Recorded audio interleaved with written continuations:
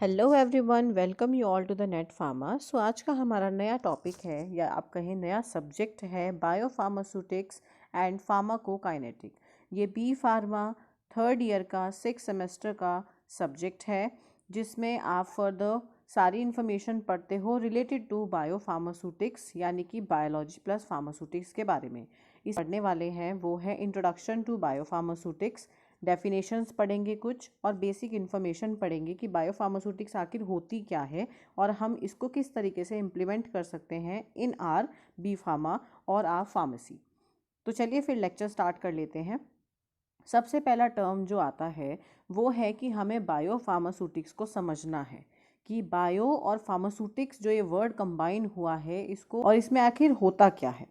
तो देखिए, जितनी भी आपकी ड्रग्स होती हैं, जो भी हमें ड्रग्स मिलती हैं वो हमें किसी ना किसी प्लांट, एनिमल, मिनरल या सिंथेटिक सोर्स से मिलती हैं। और जो ये हमें ड्रग्स मिलती हैं इसको आप अपनी बॉडी में एज इट इज़ एडमिनिस्टर नहीं करते। यानी अगर हमें कोई प्योर फॉर्म ऑफ ड्रग मिल रही है, पाउडर फॉर्म ऑफ ड्रग मिल रही है, उसको आप ऐसे ही एडमिनिस्टर नहीं कर लेते। उस केमिकल फॉर्म को आप ऐसे ही बॉडी में इंसर्ट या एडमिनिस्टर नहीं करते। उसको हम कैसे एडमिनिस्टर करते हैं, उसको हम कंबाइंड कर लेते हैं विद अ इनर्ट सब्सटेंस। उसको क्या करते हैं हम, एक पर्टिकुलर इनर्ट सब्सटेंस यानी जिसकी खुद की कोई एक पर्टिकुलर थेरेप्यूटिक एक्टिविटी ना हो, उनको आप इनर्ट बोलते हो सब्सटेंसेस, ना वो कोई रिएक्शन करे ना वो कोई एक्शन करे। ठीक है, तो उन इनर्ट सब्सटेंसेस को हम बोलते हैं एक्सीपिएंट। आपने सभी फार्मास्यूटिक्स में पढ़ चुके हैं, आप 2 साल पढ़ के आ चुके हैं। तो हम उस केमिकल फॉर्म को, उस प्योर केमिकल फॉर्म को इस इनर्ट सब्सटेंस के साथ कंबाइन कर लेते हैं और हम क्या करते हैं, उसको ट्रांसफॉर्म करते हैं into a convenient dosage form. सबको पता है हम क्या करते हैं, drug plus excipient is equal to dosage form हम तैयार करते हैं। ये हम फार्मास्यूटिक्स में पढ़ के आ चुके हैं। तो यहाँ पर भी हम क्या बता रहे हैं कि जो भी ड्रग्स हमें कहीं किसी ना किसी सोर्स से मिलती है उसको हम एज इट इज़ एडमिनिस्टर ना करके उसको एक इनर्ट सब्सटेंस के साथ कंबाइन करते हैं और उसकी एक डोसेज फॉर्म तैयार करते हैं। और फिर उस डोसेज फॉर्म को हम किसी ना किसी सुटेबल रूट के थ्रू, यानी जहाँ से हमें वो बॉडी में इंजेक्ट करवानी है या जहाँ से हमें उसे उस बॉडी में एडमिनिस्टर करवाना है, उस रूट के थ्रू हम उसको क्या करते हैं, एडमिनिस्टर करते हैं। ठीक है, नेक्स्ट पढ़ते हैं। तो आपकी डोज होती है, ठीक है, ड्रग हमने कहा, केमिकल फॉर्म हमने कहा, हमने उसकी डोसेज फॉर्म बनाई। तो जो डोज होती है उसका और रिस्पॉन्स का जो रिलेशनशिप होता है, यानी कि आप सपोज आप 500 mg कोई भी ड्रग खा रहे हो तो उस 500 mg ने बॉडी में जाकर कितना एक्शन प्रोड्यूस किया, क्या रिस्पॉन्स दिया, तो इन दोनों के बीच में जो रिलेशनशिप होती है वो हमेशा सेम नहीं होती। मतलब सपोज़ अगर आप पेरेंट्रल दे रहे हो तो उसका रिस्पॉन्स कुछ अलग होगा, अगर आप ओरली कोई भी ड्रग दे रहे हो, टैबलेट दे रहे हो, तो उसका रिस्पॉन्स अलग होगा। तो डोज और रिस्पॉन्स का जो रिलेशनशिप होता है, डोज रिस्पॉन्स रिलेशनशिप जो होती है वो हमेशा हर ड्रग की या डोज की एक जैसी नहीं होती। ठीक है, और ये बेसिकली किस पे डिपेंड करती है कि आप कौन सी रूट के थ्रू उसको दे रहे हो या फिर आप कौन सी डोसेज फॉर्म में उसको दे रहे हो। सपोज जैसे मैंने कहा कि अगर मैं टैबलेट दे रही हूँ और टैबलेट को मैं ओरली दे रही हूँ और उसी टैबलेट को अगर मैं पेरेंट्रल बनाकर उसको पेरेंट्रली दे रही हूँ तो उन दोनों का जो रिस्पॉन्स है वो टोटली अलग होगा। क्योंकि यहाँ पर मैंने क्या किया, एक तो मैंने रूट चेंज करी है, ओरल से मैंने पेरेंट्रल पे कर दिया। दूसरी चीज़, मैंने डोसेज फॉर्म चेंज कर दी है, टैबलेट की जगह मैंने उसका पेरेंट्रल बना दिया। तो ये किस चीज़ पर डिपेंड करता है, डोज रिस्पॉन्स रिलेशनशिप, कि आप कौन सी रूट के थ्रू उसको एडमिनिस्टर कर रहे हो, ठीक है, और कौन सी डोसेज फॉर्म में आप उसको एडमिनिस्टर कर रहे हो अपनी बॉडी में। उसी पे डिपेंड करता है कि आपकी डोज के साथ साथ उसका रिस्पॉन्स कैसा आएगा। सब प्रिंसिपल्स को ध्यान में रखते हुए एक टर्म जनरेट किया गया that is known as biopharmaceutics, ठीक है, जिसके बारे में हम अभी आगे पढ़ेंगे further. Pharmaceutics is the term to account all such factors that influence the therapeutic effectiveness of a drug। यानी कि वो सारे फैक्टर्स आप इस पर्टिकुलर सब्जेक्ट में पढ़ते हो जो किसी भी ड्रग की थेराप्यूटिक इफ़ेक्टिवनेस को क्या कर सकती है, इन्फ्लुएंस कर सकती है, चेंज कर सकती है या इफ़ेक्ट डाल सकती है। क्या, दोबारा से मैं आपको बता देती हूँ। बायोफार्मास्यूटिक्स का मतलब क्या है, या हम इसमें क्या पढ़ रहे हैं, उन सभी फैक्टर्स को पढ़ रहे हैं जो किसी भी तरीके से ड्रग की थेरेप्यूटिक इफ़ेक्टिवनेस को इफ़ेक्ट कर रही है, यानी उसको चेंज कर रही हो, घटा रही हो, बढ़ा रही हो, जैसे भी। तो उन सभी फैक्टर्स को जब हम पढ़ते हैं तो वो आते हैं बायोफार्मास्यूटिक्स के अंदर। थेरेप्यूटिक इफ़ेक्टिवनेस का मतलब क्या होता है कि एक पर्टिकुलर ड्रग, एक पर्टिकुलर डोज आपने जो बॉडी के अंदर एडमिनिस्टर कराई है वो थेरेप्यूटिकली कितनी इफ़ेक्टिव है, ठीक है। उसका थेरेप्यूटिक एक्शन जो हमें चाहिए वो कितनी इफ़ेक्टिव है, उसको बोलते हैं थेरेप्यूटिक इफ़ेक्टिवनेस। तो इसके ऊपर, यानी उस ड्रग की थेरेप्यूटिक इफ़ेक्टिवनेस के ऊपर किन किन फैक्टर्स का कोई भी इफ़ेक्ट हो रहा है, वो सारे फैक्टर्स हम पढ़ते हैं बायोफार्मास्यूटिक्स के अंदर। ओके, सो बायोफार्मास्यूटिक्स को हम कैसे लिख सकते हैं, उसकी डेफिनेशन क्या हो सकती है। The study of factors influencing the rate and amount of drug that reaches to the systemic circulation। ठीक है, तो बायोफार्मास्यूटिक्स क्या है, उन सब फैक्टर्स को हम पढ़ रहे हैं जो किसी भी तरीके से ड्रग की रेट और मात्रा पे इफ़ेक्ट डालेगा, जो कहाँ पर पहुँच रही है, टू द सिस्टमिक सर्कुलेशन। हम सभी को पता है जब हम ड्रग को बॉडी में एडमिनिस्टर करते हैं तो वो अंदर जाके एब्जॉर्ब होती है और वो ब्लड में, यानी सिस्टमिक सर्कुलेशन के अंदर पहुंचती है। तो कितने रेट से, ठीक है, और कितनी अमाउंट में या एक्सटेंट में वो ड्रग सिस्टमिक सर्कुलेशन पर पहुंच रही है, ठीक है, वो ड्रग ब्लड के अंदर पहुंच रही है, इसको हम बोलते हैं टोटल को बायो अवेलेबिलिटी। तो एक तरीके से आप ये कह सकते हो कि बायोफार्मास्यूटिक्स में हम उन फैक्टर्स को पढ़ते हैं जो किसी भी तरीके से आपकी बायो अवेलेबिलिटी पर इफ़ेक्ट डालें। ओके, सो अगर सिंपल वे में हम कहें तो ऐसे फैक्टर्स की हम यहाँ पर स्टडी करते हैं जो ड्रग के रेट और अमाउंट पर इफ़ेक्ट डालती है, जो कि कहाँ पहुँचने वाली है, सिस्टमिक सर्कुलेशन के अंदर। The study of factors influencing the rate and amount of drug that reaches the systemic circulation।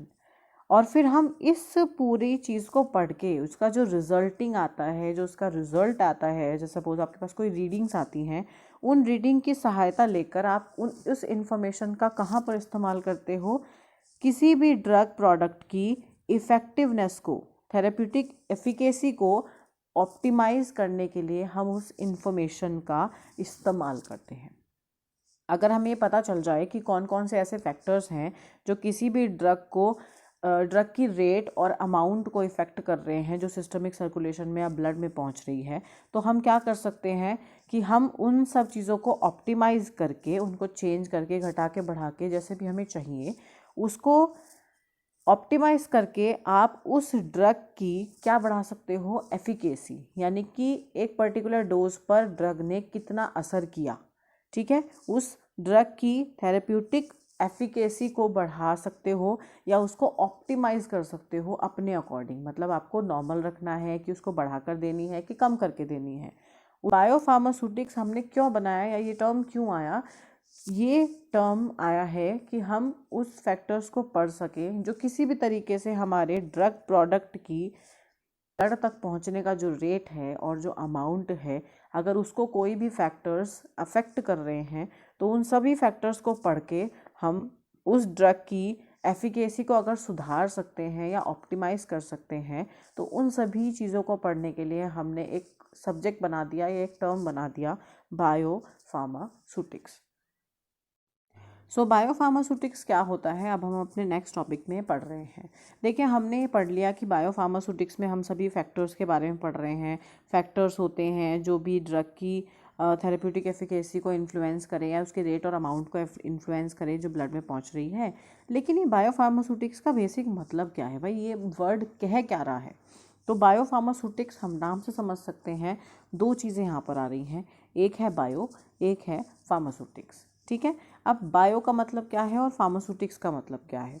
Bio जो आया है वो आया है बायो अवेलेबिलिटी से, ठीक है। बायो अवेलेबिलिटी क्या होती है, देखो, बायोलॉजिकली कोई चीज़ अगर अवेलेबल हो, सिंपल टर्म में अगर हम कहें कोई भी चीज़ बायोलॉजिकली यानी बॉडी के अंदर उसकी अवेलेबिलिटी, उसका अवेलेबल होना, ठीक है, that is known as bioavailability, अगर हम बेसिक वे में पढ़ रहे हैं। लेकिन अगर आप फार्मास्यूटिक्स के टर्म में पढ़ें तो बायो अवेलेबिलिटी क्या है, वो रेट और वो अमाउंट ड्रग की जो सिस्टमिक सर्कुलेशन में पहुंच रही है, rate and amount of drug which reaches to the systemic circulation, वो किस रेट से और कितनी अमाउंट में कोई भी ड्रग सिस्टमिक सर्कुलेशन में पहुंचती है या पहुंच गई, उस पर्टिकुलर को हम बोलते हैं बायो अवेलेबिलिटी। ठीक है, ये हम अभी आगे पढ़ेंगे। तो जो बायो वर्ड है बायो फार्मास्यूटिक्स में, वो कहाँ से आया है, बायो अवेलेबिलिटी, या फिर आप कहो बायोलॉजी, या फिर हम अपने अगर फार्मा के टर्म्स में कहें तो फार्माकोलॉजी। ठीक है, यानी कि कुल मिलाकर जब हम बायोलॉजी को फार्मास्यूटिक्स के साथ जोड़ देते हैं तो एक नया टर्म बनकर आता है बायो फार्मास्यूटिक्स। कैसे, पहले प्रीवियस टाइम में क्या होता था कि अगर आपको बीपी को चेक करना है तो उसके लिए कोई भी ऐसा टेक्नोलॉजी नहीं थी कि आपने, अभी क्या करते हो आप कि एक मशीन होती है, आप हाथ पे एक पट्टी टाइप बांधते हो और उसमें बटन दबा देते हो और आपका बीपी आ जाता है कि भाई 20/80 है, 130/90 है, जो भी है। पहले ऐसा नहीं होता था। पहले क्या होता था, एक पारे वाली मशीन होती थी, उससे एक पर्टिकुलर को कनेक्ट किया जाता था, फिर उसके बाद उसमें रीडिंग आती थी, उससे पता चलता था कि क्या है। लेकिन ये हमने करा क्या, एक तरीके से हमने बायोलॉजी को यानी कि बॉडी को हमने किसके साथ कनेक्ट कर दिया, टेक्नोलॉजी के अंदर। तो फार्मास्यूटिक्स क्या है, फार्मास्यूटिक्स में सारी मशीनरी आती है, सारी टेक्नोलॉजी आती है।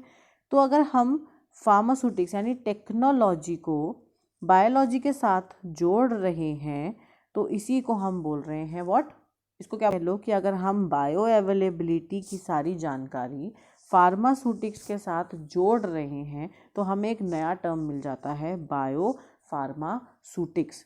यानी फार्मास्यूटिक्स की सारी इन्फॉर्मेशन लेकर हम बायोलॉजी पे काम करते हैं तो उसमें हम क्या कह सकते हैं, that is known as biopharmaceutics. अब बायो फार्मास्यूटिक्स में जो बायो अवेलेबिलिटी, बायोलॉजी या फार्माकोलॉजी है, उसमें क्या क्या टर्म्स आ सकती हैं, जैसे ड्रग का क्या एक्शन होगा, ड्रग का वर्क क्या है बॉडी के अंदर, या वो किस रिसेप्टर से बाइंड कर रही है, ये सब तो आ गए इस बायो वाले पार्ट के अंदर।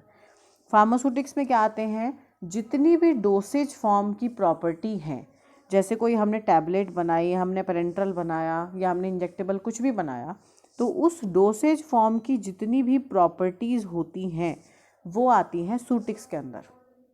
तो अगर हमें ड्रग की सॉल्युबिलिटी जाननी है, डिसइंटीग्रेशन जानना है, पार्टिकल साइज जानना है, डिसोल्यूशन जानना है, डिसोसिएशन जानना है, तो हम उसके लिए फार्मास्यूटिक्स की हेल्प लेते हैं। तो जब हम इन सारी इन्फॉर्मेशन को इकट्ठा करके उसको पर्टिकुलरली बायोलॉजी या बायो अवेलेबिलिटी के साथ या फार्माकोलॉजी के साथ जोड़ते हैं तो हमें जो नया टर्म मिलता है that is known as biopharmaceutics. आगे बात कर लेते हैं कि अब एब्जॉर्प्शन क्या होता है। भाई हमने पढ़ लिया बायोफार्मास्यूटिक्स होती है, ठीक है भाई, बायोफार्मास्यूटिक्स में बायो अवेलेबिलिटी आती है।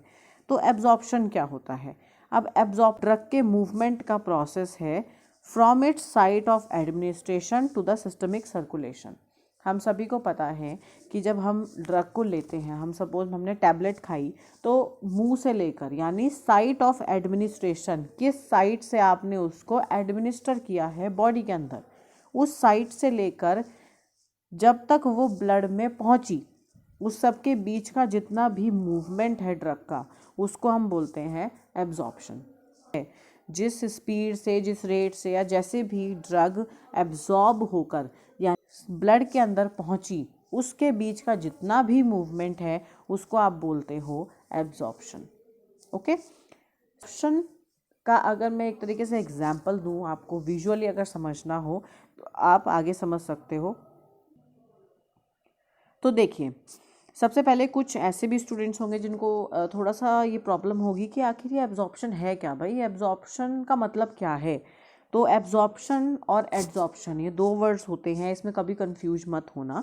तो सपोज इन केस अगर मैं आपसे कहूँ कि आपने चॉक ली, ठीक है, चॉक को आपने एक पानी के अंदर डिप कर दिया, ठीक है, पानी के अंदर आपने डिप किया तो आपने देखा कि कुछ टाइम बाद जो चौक है उसके बाहरी तरफ, बाहरी एक जो उसका सराउंडिंग है, जो उसका स्ट्रक्चर है, उस पे आपने देखा कि ऐसे पानी के पार्टिकल्स जो हैं वैसे इकट्ठे हो गए हैं।